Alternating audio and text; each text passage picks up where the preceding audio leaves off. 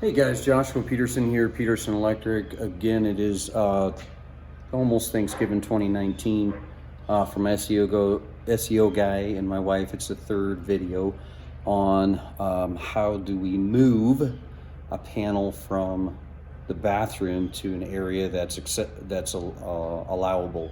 So anyways, this again is where we showed you the panel in the garage already with everything labeled. It's back on.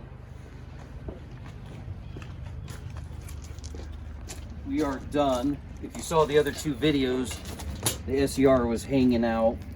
But yeah, we got our slip sleeve in, our conduit, schedule 80, coming up with our number 2 aluminum and a 2-inch PVC. Sorry guys, every time it seems like I have a video, it's always a trash truck.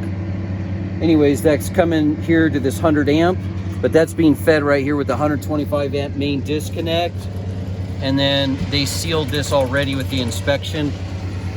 And I don't know how your jurisdiction does it, but how you know your electrician did it right is right here. Fort Collins gives me an okay that it was good. I did have to caulk the side. I tried to slide the siding down, but I still had some areas I didn't really care for, but there's not a lot I can do on that. Again, we got some pieces cut and slid under there and caulked it and caulked around.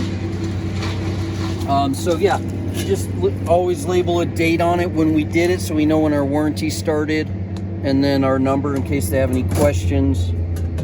That'll pop in there. This still meets Article 230.79 because technically this is 125 amp on the house. You can feed a house with 70, 60, 50 amps, but I wouldn't advise it. But the bottom line, I like to feed my house minimum of 100 amp because that's where the load's going to be, is in here. So if they decide to get an E-Volt car, they'll be tempted to want to come off of this panel, and they have space. I prefer them to come off of this panel, run a piece of conduit, and come up and get it, or that attic is not accessible, but they could run a conduit, come up and get right in that attic, and take it over to that wall if they wanted to. I'd rather take my power and come off like this rather than daisy chain the load, but it's got 100 amps. It would serve it just fine. We could put a 30-50 or 30-30 right there. I've got a full spot here.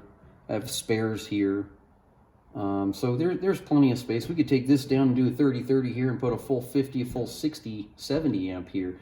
If they got a Tesla at an 80 amp, I could do that. Now, would I want 80 amps on 100? Yeah, you can, because again, stuff like that will charge within 2.5 hours, and then the last hour will deprivate and drop. So I would just say, try not to cook a pizza during that time unless you have a gas oven. But anywho, so yeah, this is a 100 amp fed. I'll show you how this looks.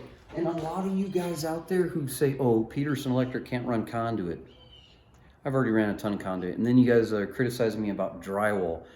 Look, today I was drywalling just for you guys.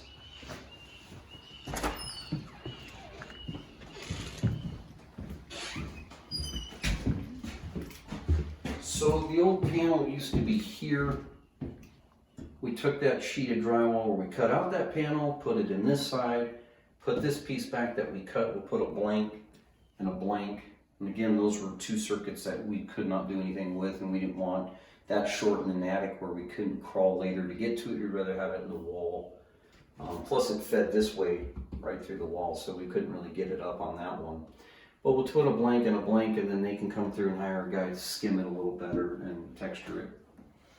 Anyways, that's the whole job, guys. Well, let us know if you have any questions.